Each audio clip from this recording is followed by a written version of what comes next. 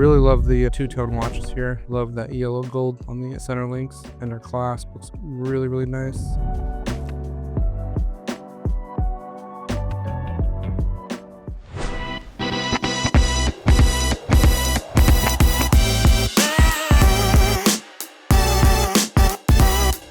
Hey guys, it's Blake. We're going to do a video today of a Rolex GMT-Master II. So let's go ahead and get started. The purpose of this video is we're going to be going over the conditions of the watch. We'll be going over the watch's functions as well as any accessories that come along in the box. All right, so this is your modern medium-sized green Rolex outer box. Take that off. And here we have our medium-sized green Rolex inner box. Let's go ahead and take a look, see what we got. There it is. Very cool. Let's go ahead and take the watch and pill out of the box. Start with a nice pillow roll. Really love the two-tone watches here. Love that yellow gold on the center links, and our clasp looks really, really nice. Let's remove the watch from. All right. So we'll start at the bottom of the case here. We have a really, really beautiful vertical brush finish on our outside of our links, right on top of our lugs, with a yellow gold high polish finish for our center link. Then we have this really, really beautiful two-tone bezel here. We have a black ceramic with yellow gold for the numbers, and we have this really nice black down green arrow right there too. Really cool. Love that sapphire crystal on top. Looks really nice. And we got our cyclops eye as well. Moving over to the bottom left, we have a high polish finish on the side, vertical brush finish on top. Really good. Here's our case side. Case side is gonna have a nice even high polish finish, and same thing for our links and our side of our clasp. Top left, we got a nice vertical brush finish on top with a high polish finish on the side. Just like the bottom of the case, here's the top. We have a really, really nice vertical brush finish on our outer links as well as our lugs, and a high polish finish on our yellow gold for our center links.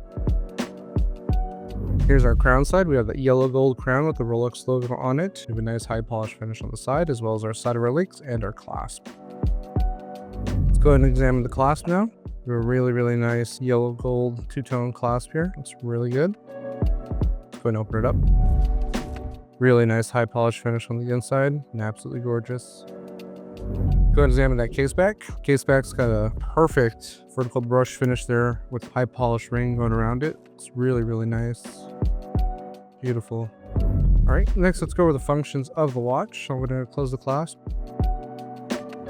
So this is a GMT-Master II. One thing you're going to notice is we do have a rotating bezel, and the nice thing is it rotates in either direction.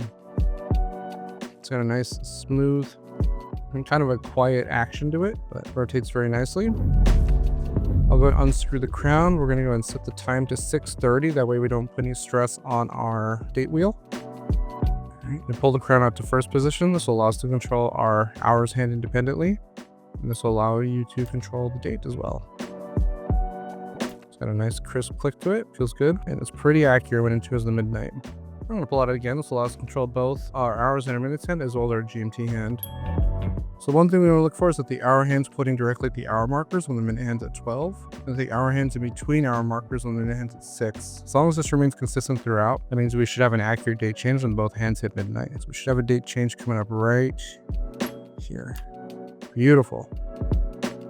All right, I'm gonna go ahead and screw this crown back into place. I'm gonna go ahead and wind this watch a little bit. I'm gonna wind it just a little bit, and then screw this crown back in. We'll go over the rest of the set contents here momentarily. So we'll go over the rest of the set contents. So we do have our warranty card, our warranty wallet. We do have our manual. Interesting design on there. I haven't seen that before. Then we do have a red hang tag as well. Last but not least, we are going to go over a lume test of the watch. So bear with me. We're going to turn off the light. We'll see what kind of a lume function we have.